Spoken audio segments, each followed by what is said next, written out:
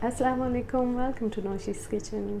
आपको मखाना की health benefit ज़रूर मालूम होंगी, मगर शायद आपको ये नहीं मालूम होगा कि हम इससे कितनी मज़ेदार सी रेसिपीज़ बना सकते हैं। वैसे ही 2 रेसिपीज़ मैं आपके साथ शेयर करूँगी। एक हम मिल्क शेक बनाएंगे और एक हम मखाना चाट बनाएंगे। दोनों ही बहुत मज़े की बनी हैं, स्पेशली वेट लॉस के लिए बेहतरीन है। तो चलें फिर हम स्टार्ट करते हैं अपनी रेसिपी।